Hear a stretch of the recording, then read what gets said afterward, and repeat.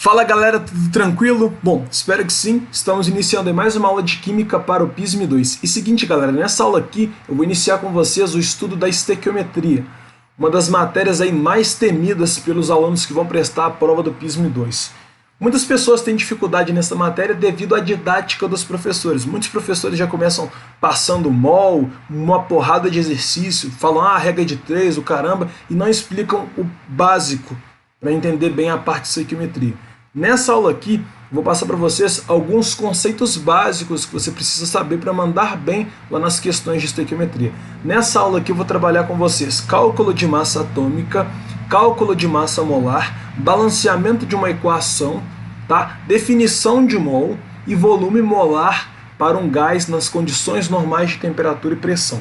Beleza? Bom, então vamos lá, conceitos básicos de estequiometria. O primeiro conceito que a gente vai ver nessa aula é o conceito de massa atômica, no caso, cálculo de massa atômica. Isso pode parecer algo relativamente tranquilo, tá? Mas muitas pessoas têm dificuldade nessa parte aí, beleza? Então, olha só, eu trouxe para vocês aqui no caso 8 moléculas e a gente vai calcular a massa atômica de cada uma dessas moléculas. Para isso, a gente vai utilizar como base aqui a tabela periódica que é dada lá na prova do PISM, tá? Eu extraí essa tabela periódica de uma prova do PISM 2, tá? A tabela periódica é a mesma para todos os módulos, beleza? Então, ó, a gente pode observar aqui que essa tabela periódica ela vem no seguinte formato: o número de cima, no caso, é o número atômico e o número de baixo é a massa atômica, beleza? A gente vai precisar da massa de cada elemento para determinar, no caso, a massa da molécula, beleza? Então, vamos lá. Primeiramente, vamos para o primeiro exemplo aqui, ó. Vamos calcular primeiro a massa atômica do gás carbônico. Para calcular a massa atômica do gás carbônico, eu preciso da massa do carbono e da massa do oxigênio. Vamos olhar aqui pela tabelinha, ó. A massa do carbono é 12 gramas, tá? Então vou colocar aqui, ó, MC 12 gramas. Tá? Então a massa do carbono é 12 gramas. E a massa do oxigênio, se a gente olhar aqui, é 16 gramas. Então MO, que no caso vai ser a massa do oxigênio, vale 16 gramas. Como a molécula de CO2 ela é formada por um carbono e 2 oxigênios, na hora de eu fazer a conta, eu vou ter que considerar a massa do oxigênio duas vezes, ó, porque eu tenho aqui, ó, CO2. Esse índice que está aqui embaixo, ele indica a quantidade de oxigênios presentes na molécula. Então, ó, eu tenho um carbono, então a massa vai ser dada por 12 mais... Eu tenho aqui, ó, 2 oxigênios, então vou ter que multiplicar a massa de oxigênio por 2, então vai ser 2 vezes 16, isso aqui vai dar 32. Beleza? Então, olha só, somando 12 com 32, a gente vai encontrar aqui no caso 44 gramas. Beleza? Então, essa que é a massa da molécula de CO2. Então, 44 gramas. Belezinha, galera? Então, ó, 44 gramas. Bem simples de calcular, tá? Então, ó, tá aqui, ó, 44 gramas. Beleza? Então, a ideia de calcular a massa atômica é bem simples. Basta a gente consultar lá na tabela periódica, tá? Olhar a quantidade de cada elemento e fazer a conta, tá? É algo bem simples, como vocês acabaram de ver aqui. É muito tranquilo para calcular a massa atômica, tá? Vamos dar sequência. Agora vamos lá, vamos calcular a massa atômica da água, beleza? Água, no caso, é formada por H2O. Então, vamos lá. Para a gente calcular, no caso, a massa da água, a gente vai precisar da massa do hidrogênio e da massa do oxigênio. Vamos subir aqui um pouquinho, ó. A massa do hidrogênio, no caso, é 1, tá? Então, a massa do hidrogênio, vou colocar aqui em cima, tá? A massa do hidrogênio é 1 grama. 1 grama. Agora, vamos lá. Se eu quero calcular a massa da molécula de água, que no caso é dada por H2O, eu vou ter que pensar no seguinte: qual é a quantidade de hidrogênio e qual é a quantidade de oxigênio para fazer a conta certinho. Então, vamos lá. Eu tenho 2 átomos de hidrogênio, então eu vou ter que considerar a massa de hidrogênio duas vezes, ou seja, eu vou ter que multiplicar a massa de hidrogênio por 2. Como a massa de hidrogênio é igual a 1, então eu faço 2 vezes 1, dá 2. Como eu tenho um único oxigênio, eu vou ter que somar a massa do oxigênio uma vez só aqui, ó. Então, não vou ter que multiplicar por nenhum outro número a não ser o 1, né? Então, multiplico 16 por 1, vai dar o próprio 16. Então, ó, A massa atômica da molécula de água, no caso, é 18 gramas. Beleza? Então, ó, bem tranquilo, tá? Como vocês puderam ver, é algo bem simples, tá? Calcular a massa atômica não tem erro, é algo muito fácil, tá? Então tá aqui 18 gramas. Beleza? Agora o que eu vou fazer? Eu vou apagar essas partes aqui que eu já escrevi, porque eu vou precisar de um pouquinho mais de espaço, né? Agora a gente vai ter que calcular, por exemplo, a massa do hidróxido de magnésio, beleza? Bom, eu vou deixar aqui, no caso, a massa do carbono já posta aqui, porque a gente vai precisar para os outros exercícios. Ó, aqui, por exemplo, carbonato de cálcio, a gente vai precisar da massa do carbono, então eu já vou deixar aí já escrito, beleza? Mas eu tenho que determinar, no caso, a massa do magnésio. A massa do magnésio, aqui na tabela dada pela UF, está 24,3, mas geralmente a gente utiliza como sendo 24 gramas, tá? Então eu vou colocar 24 gramas, porque na maioria das questões a gente considera que é 24 gramas, tá? Então, ó, a massa... Opa, deixa eu escrever aqui. A massa do magnésio, no caso, a gente pode escrever 24 gramas, tá? Ali está 24,3, mas se a gente coloca 24, tá tranquilo, tá? O vírgula 3 ali, no caso, é só um algarismo que é significativo, mas se a gente não quiser usar, não precisa, tá? Então vamos lá. Vamos calcular a massa do hidróxido de magnésio. Vamos olhar aqui. O hidróxido de magnésio é dado basicamente por MgOH2. Lembra que eu falei com vocês que esse número que está aqui fora multiplica todos os elementos que estão aqui dentro? Então eu poderia escrever esse MgOH2 como sendo MgO2H2. Poderia escrever nesse formato também, para ficar mais fácil na hora de calcular a massa lá, por exemplo. Belezinha? Então tá aí já. Agora vamos lá. A massa de um magnésio, no caso, é 24 gramas, né? Eu tenho um magnésio só, então eu considero a massa do magnésio uma vez só. Então eu vou fazer 24. Belezinha. Eu tenho, no caso, 2 oxigênios, então eu vou ter que multiplicar a massa do oxigênio por 2. Então vai ser 16 vezes 2, isso aqui vai dar 32. Beleza, 32. Mais, eu tenho aqui, ó, 2 hidrogênios, então vou ter que considerar a massa do hidrogênio 2 vezes. Então vai ser 2 vezes 1, dá 2. Beleza, agora eu faço a continha aqui. No final eu vou obter, ó, aqui eu tenho 24 mais 34. No final isso aqui vai ficar basicamente, ó, fazendo a continha aqui, fica 56, né? Soma 30 com 20, 50. Soma 2 com 4, 6, 56 com 2, 58 gramas. Beleza? Então, ó, 58 gramas.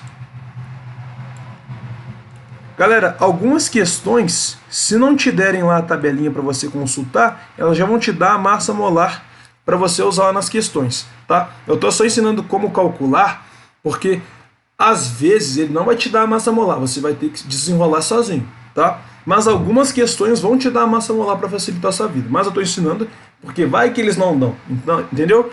Então vamos lá. Agora a gente tem que calcular a massa do carbonato de cálcio, tá?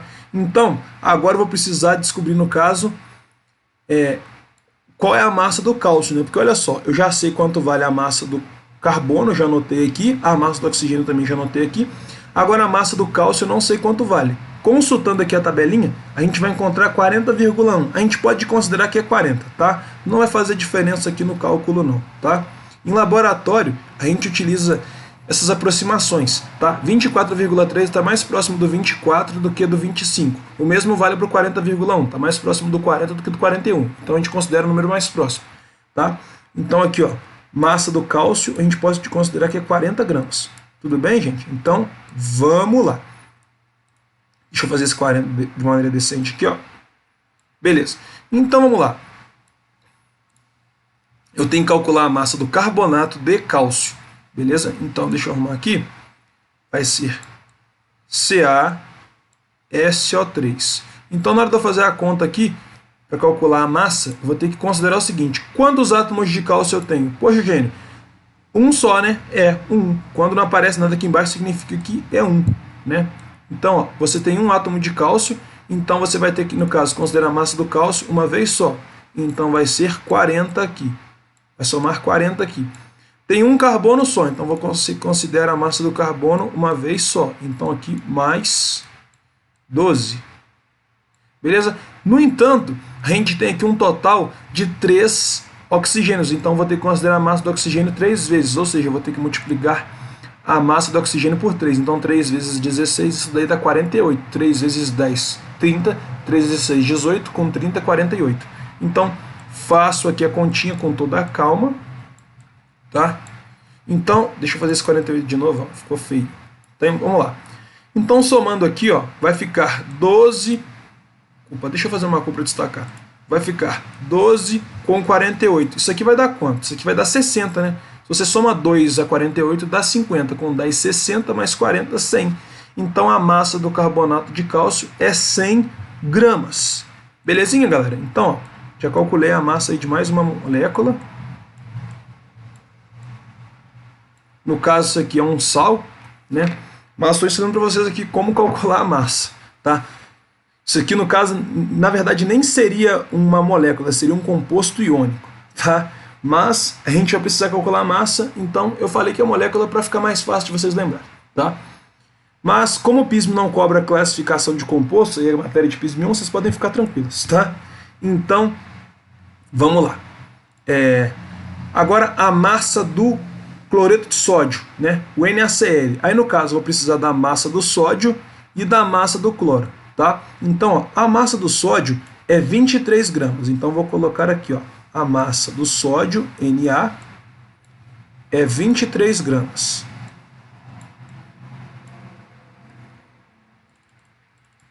Essa tabela, galera, aqui é dada lá na prova do PISM, tá?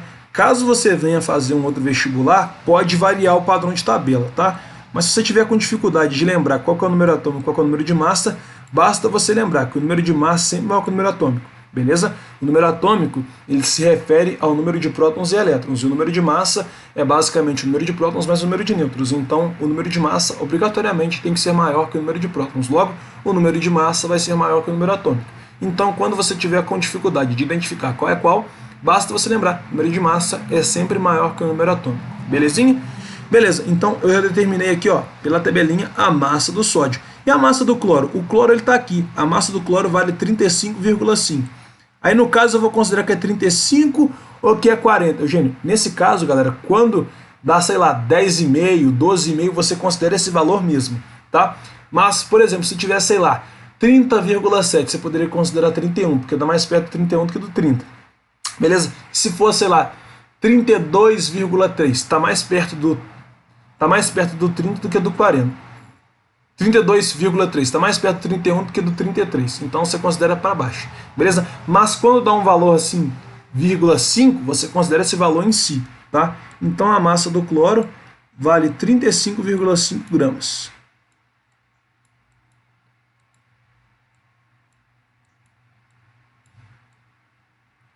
Beleza.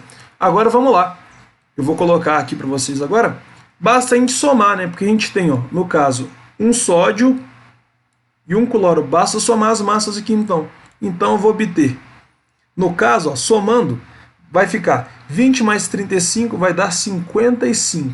Mais 3 vai dar 58. 58,5 gramas. Tá? Deixa eu trocar aqui a cor, que eu já usei o verde, né? Deixa eu colocar aqui. Isso aqui vai dar 58,5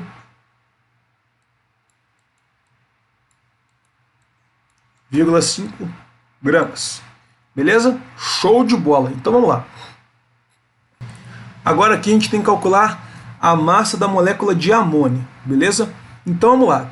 Aqui eu preciso determinar, no caso, a massa do nitrogênio. Se a gente olhar aqui, a massa do nitrogênio vale 14. Então deixa eu colocar aqui embaixo. Ó. Então aqui, ó, a massa do nitrogênio vale 14 gramas. É isso mesmo? É isso mesmo, 14 gramas. Então, se eu quero calcular a massa do NH3, eu vou ter que pensar na quantidade de nitrogênio e a quantidade de hidrogênio. Bom, eu tenho um único nitrogênio, então vou ter que considerar a massa do nitrogênio uma vez só. Então aqui, ó, vai ser 14 somente, tá?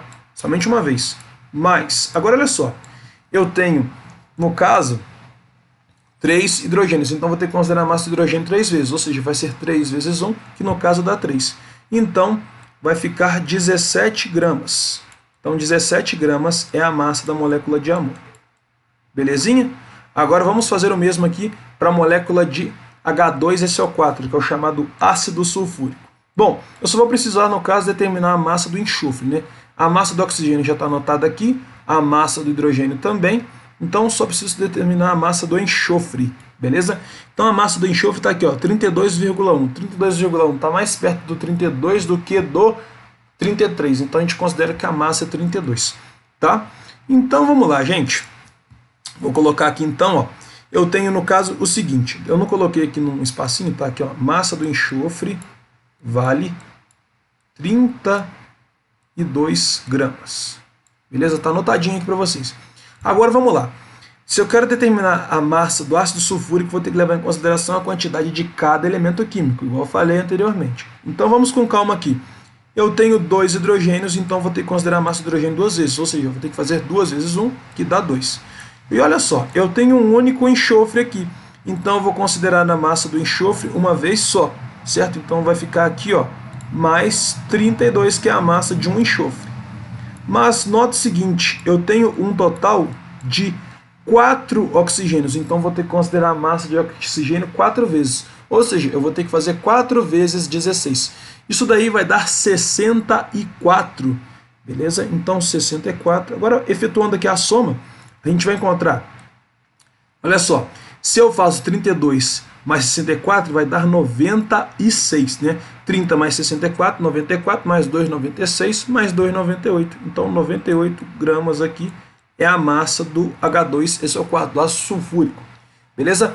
Agora, se eu penso nessa massa aqui do dióxido de enxofre, o SO2, eu vou ter que basicamente considerar a massa do enxofre uma vez só, porque ele aparece em uma única amostra, em uma única unidade, tá? Então vai ficar 32 mais, olha só, a gente tem um total aqui 2 oxigênios, então considera a massa do oxigênio 2 vezes, então vai ficar 2 vezes 16, vai ficar 32 mais 32, no final isso aqui vai me gerar 64 gramas. Então, é assim que a gente calcula a massa atômica, belezinha? Bom, agora a gente vai relembrar uma coisa que a gente viu na nossa primeira aula lá de reações químicas, né? A parte de balanceamento de uma equação. Eu cheguei a trabalhar vários exemplos com vocês sobre balanceamento de uma equação. Vamos relembrar o que é o balanceamento de uma equação?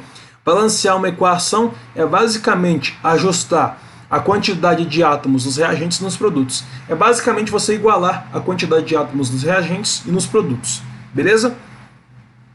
Então beleza, galera. Eu já trabalhei com isso lá na nossa primeira aula de química, mas eu vou refazer com vocês aqui alguns exemplos, caso vocês não tenham assistido a primeira aula, que eu não recomendo. Assiste a primeira aula, que ela é muito importante, tá? Ela é rica de conceitos, tá? Vamos lá. Eu trouxe aqui, ó, 4 exemplos. Então, vamos lá. Por que a gente tem que saber balancear uma equação?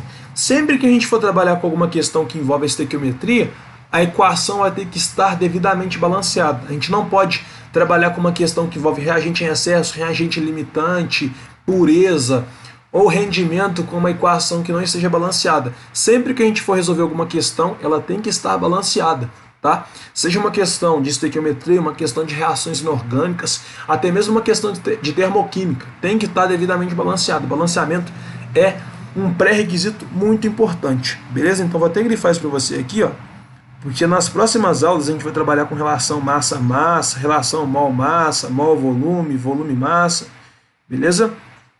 E você tem que ficar atento a essa questão do balanceamento. Algumas questões já vão te dar a questão balanceada para facilitar a sua vida, mas nem todas as questões vão ser assim. Algumas questões vão vir balanceadas, outras não. Você tem que saber efetuar o balanceamento. Em uma questão discursiva de PISME, por exemplo, ele pode te dar lá uma equação que não está balanceada e te pedir, sei lá, a massa de um produto em função da massa do reagente. Você vai ter que balancear a equação e depois fazer a relação pedida. Belezinha? Então vamos lá. Eu trouxe para vocês aqui, ó, 4 exemplos bem simples, tá? E vamos lembrar, para uma equação estar balanceada, eu tenho que ter uma mesma quantidade de átomos nos reagentes e nos produtos. Então, olha só, esse primeiro exemplo aqui, ó, eu tenho o gás nitrogênio reagindo com o gás hidrogênio para gerar, no caso, uma molécula de amônia, beleza?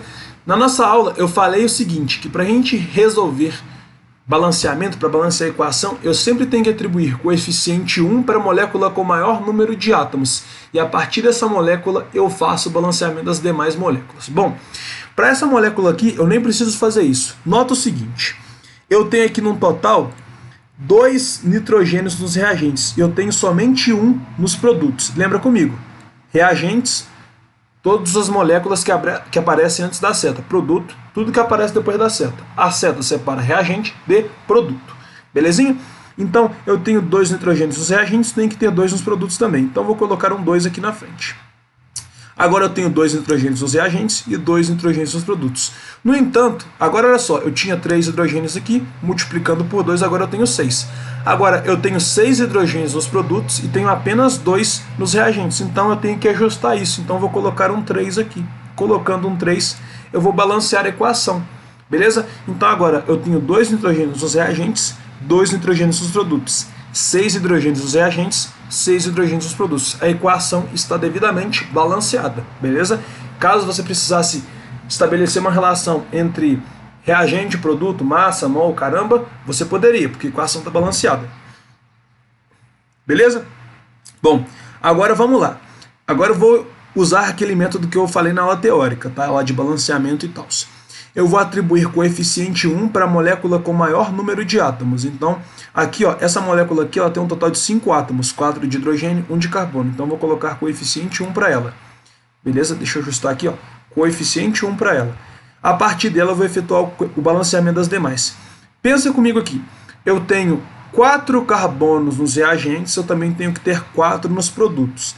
Beleza? Então, o que eu vou fazer? Eu vou fazer o seguinte... Eu vou ter que multiplicar aqui por 2, né? Porque multiplicando por 2, eu vou ficar com 4 hidrogênios nos produtos também. E olha só, quando eu multiplico essa molécula de água por 2, eu vou ficar com mais 2 átomos de oxigênio. Eu já tinha 2 aqui e agora eu tenho mais 2. Então agora o que acontece? Eu tenho 2 átomos de oxigênio nos reagentes e tenho 4 nos produtos. 2 aqui com mais 2 aqui. Então, totalizou 4. Então, para balancear, eu tenho que colocar um 2 aqui. Agora, se a gente reparar com calma, a gente vai notar que a equação está devidamente balanceada. Eu tenho um carbono nos reagentes, um carbono nos produtos.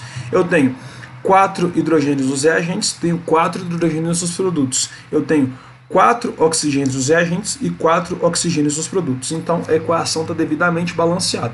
Belezinha? Então, vamos lá. Agora olha só, vou fazer o seguinte, essa daqui eu não vou usar o espaço não, porque o espaço está bem pequenininho, tá? Eu vou reescrever a equação aqui. Então eu tenho C2H4 reagindo com o O2, para gerar, no caso, gás carbônico e água. Tá? Isso aqui muito provavelmente é uma equação de combustão, né? Quando você coloca um certo composto para reagir com gás oxigênio e ele gera gás carbônico e água, significa que isso aqui é uma combustão.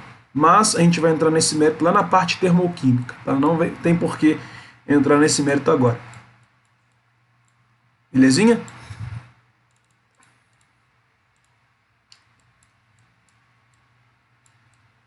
Então vamos lá. Mesma ideia, eu vou atribuir coeficiente 1 para a molécula com o maior número de átomos. A partir dela, eu vou fazer o balanceamento. Então, eu vou atribuir coeficiente 1 para essa molécula aqui. Então, ela tem o maior número de átomos, como a gente consegue notar. 2 átomos de carbono com 4 de hidrogênio totalizam 6 átomos. Né? É a maior molécula. Então, atribuo o coeficiente 1 para ela. A partir dela, eu faço o balanceamento das demais moléculas. Pensa comigo aqui. Eu tenho 2 carbonos nos reagentes, tem que ter 2 nos produtos também. Então, eu coloco um 2 aqui. Belezinha? E olha só, eu tenho 4 hidrogênios nos reagentes, também tenho que ter 4 nos produtos. Então, ó, eu já tenho 2 aqui, coloco mais um 2 aqui. Agora, olha só, eu tenho 2 oxigênios aqui, multiplicado por 2, tenho 4. E aqui eu tinha 1, multipliquei por 2, 2 mais 4, totalizou 6. Então, agora, ó, eu tenho a mesma quantidade de carbonos e hidrogênios nos reagentes dos produtos, no entanto, a gente não tem uma mesma quantidade de oxigênios nos reagentes dos produtos. Você tem aqui, ó, 2 vezes 2, 4, mais 2, 6, você tem 6 oxigênios nos produtos e tem apenas 2 nos reagentes. Então você coloca o coeficiente a 3 aqui para estabilizar tudo. Agora você tem 2 carbonos nos reagentes, 2 carbonos nos produtos. 4 hidrogênios nos reagentes, 4 hidrogênios nos produtos. 6 oxigênios nos reagentes, 6 oxigênios nos produtos. Equação está devidamente balanceada, beleza? Só quis lembrar isso com vocês mesmo, tá?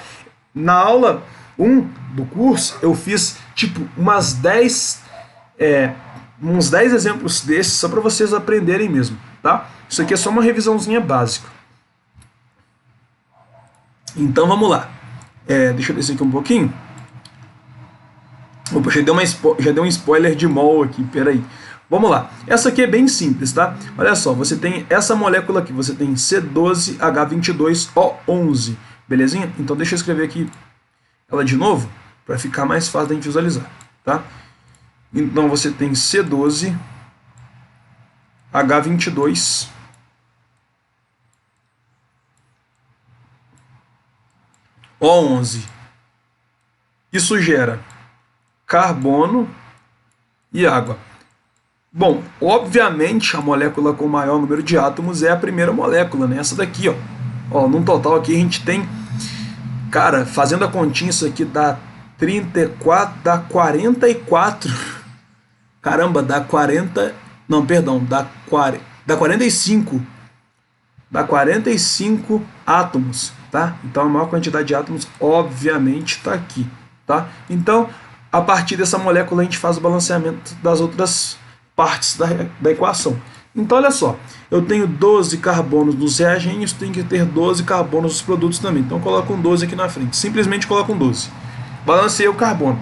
Agora olha só, eu tenho 22 hidrogênios nos reagentes, tem que ter 22 hidrogênios nos produtos também. Então o que eu vou fazer? Basicamente vou multiplicar a molécula toda por 11, porque quando eu multiplico por 11 aqui, ó, eu tenho 2 hidrogênios aqui, 2 vezes 11 dá 22, aí eu balanceio, no caso, o hidrogênio. E olha só, eu tenho 11 oxigênios nos reagentes, tem que ter 11 nos produtos também. Então, multiplicando por 11, eu balanceio o hidrogênio e o oxigênio. Então, a equação está devidamente balanceada. Beleza, galera? Então, basicamente é assim que a gente balanceia uma equação, tá? Você nunca vai poder resolver uma questão de estequiometria com uma equação que não esteja balanceada, beleza? Vou frisar isso muito na sua cabeça para você não esquecer, belezinha? Show de bola? Agora, a gente vai definir o tal do mol, tá? O mol que deixa as pessoas de cabelo em pé, tá? Então, o que é mol, Eugênio? Galera, mol é basicamente quantidade de matéria, tá?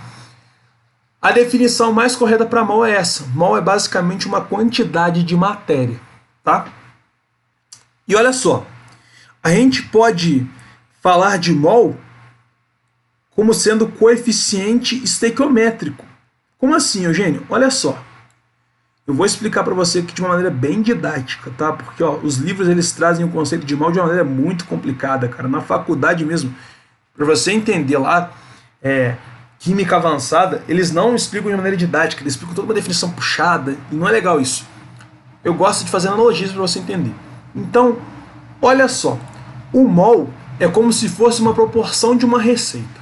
Como assim, Eugênio? Você fazer um bolo lá, um bolo de cenoura, por exemplo, você precisa de uma certa quantidade de ovos, uma certa quantidade de xícaras de açúcar, uma certa quantidade de farinha, beleza? Então, ó, essa certa quantidade é uma quantidade de matéria que você precisa ter para fazer lá o bolo. O mol é nada mais, nada menos que isso, tá? Então, ó, vou marcar para você aqui para você entender, tá? Aqui, por exemplo, não aparece nada, a gente pode escrever que é 1. Então, olha só, qual que é a quantidade de moléculas de N2 que eu tenho? Eu tenho uma molécula de N2 só. Então aqui, ó, como é que eu leio isso aqui trabalhando com o tal do mol? Olha só, 1 mol de N2 reage com 3 mols de H2 para gerar 2 mols de NH3. Então o mol vai ser basicamente essa proporção, tá? Vai ser basicamente a quantidade que a gente usa para obter uma reação química, para balancear uma equação química, beleza? Então eu fiz essa analogia do bolo para você entender, tá? O mol é basicamente uma quantidade de matéria, tudo bem? Então, ó, 1 mol de N2 reage com 3 mols de H2 para gerar 2 mols de NH3. Posso aplicar esse mesmo conceito aqui embaixo? Posso. 1 mol de CH4 reage com 2 mols de O2 para gerar 1 mol de CO2 mais 2 mols de H2O. Beleza? O mol é basicamente esse coeficiente que acompanha. É basicamente essa quantidade de matéria. Tá vendo? É algo muito simples, tá? Só que as pessoas deturbam muito o conceito de mol, querem utilizar definições difíceis, isso aí acaba prejudicando bastante no entendimento dos alunos. Beleza? Bom, uma relação importante aqui que pode aparecer lá nas questões do PISM ou nas questões dos vestibulares que você venha prestar aí, tá? 1 mol, galera, equivale a 6 vezes 10 elevado na 23 moléculas ou partículas, tá?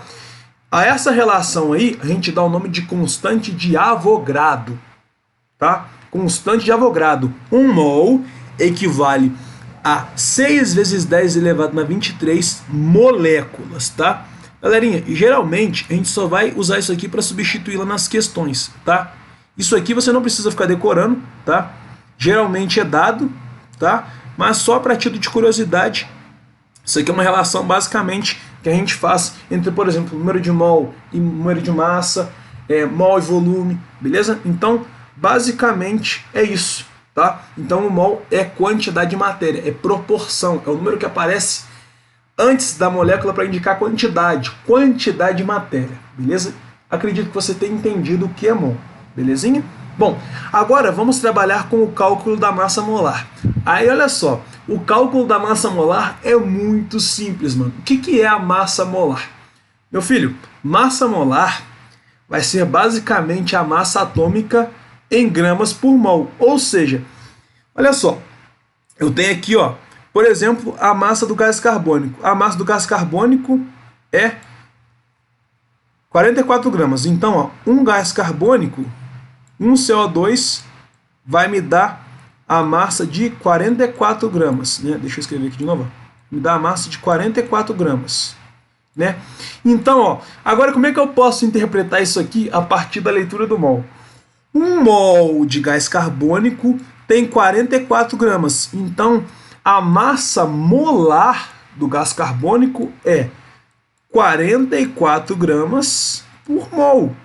Então, a cada mol de gás carbônico, eu vou ter 44 gramas. Beleza? Essa que é a ideia básica da massa molar. Você vai pegar a massa atômica e vai colocar por mol. Tá? Então, você pega a massa em gramas e coloca por mol. É basicamente isso.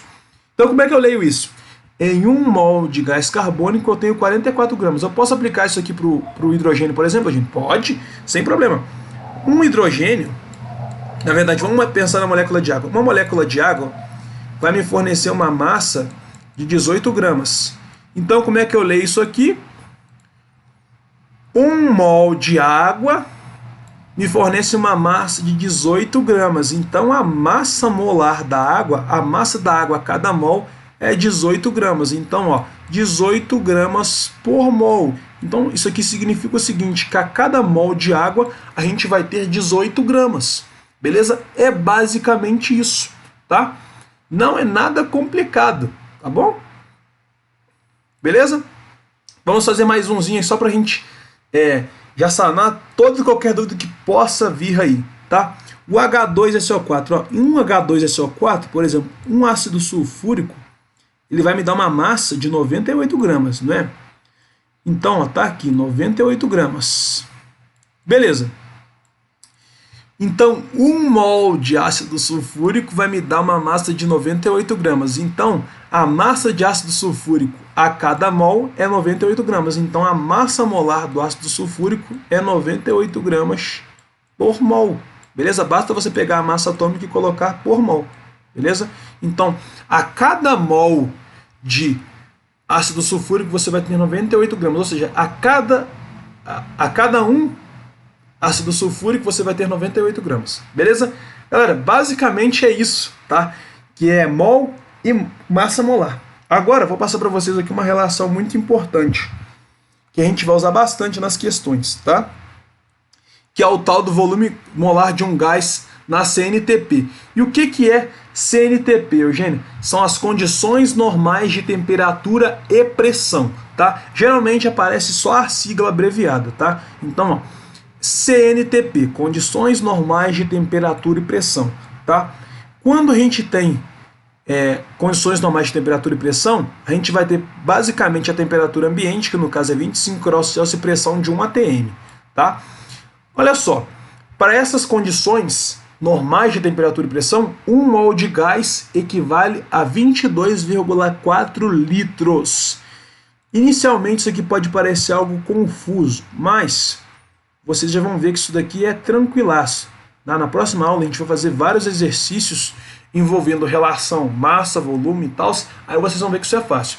Então, 1 mol de gás na CNTP é igual a 22,4 litros. Eu tenho que decorar isso, Eugênio? Galera, não. As questões fornecem isso pra gente na grande maioria, mas caso tu queira decorar, é bacana tu saber isso, né? Algumas questões podem não te dar isso, tá? Mas a maioria dá. As questões do PISM pelo menos vão te dar esse valor aí, tu não precisa decorar não, tá bom? Tá? Então vamos lá. Por exemplo, se eu tenho 1 mol de O2, de gás oxigênio. 1 mol de gás oxigênio equivale a 22,4 litros de gás oxigênio. Beleza? Essa que é a ideia do volume molar de um gás na CNTP. Ah, Eugênio, se fosse 2 mols de gás, você teria que multiplicar esse valor por 2. Se fosse 2 mols de gás, você teria 44,8 litros do gás. Belezinha? Então, essa que é a ideia básica de volume molar de um gás nas condições normais de temperatura e pressão. Belezinha, galera? Bom, por hora eu encerro essa aula aqui, tá? A gente vai ter a continuação trabalhando com relação entre massa e mol, massa e volume, beleza? Bom, eu espero que você tenha gostado dessa aula, sobretudo entendido. Qualquer dúvida que vocês tiverem em relação a esse conteúdo, só mandar no grupo dos alunos ou me chamar no privado que na medida do possível eu respondo. É isso, valeu, fiquem com Deus e não se esqueçam, fé na missão, foco na aprovação, tamo juntão. Ah, e um asterisco, essa tabela que eu usei aqui na aula, eu disponibilizei para você lá na área do aluno. Então basta você olhar na seção de Química que vai ter lá um módulo chamado Tabela Periódica PISM. É a tabela que a UFJF disponibiliza nas provas. Caso você queira imprimir para você ter uma base aí, bacana, beleza? É isso, valeu, fique com Deus. Não se esqueçam, fé na missão, foco na aprovação, tamo junto.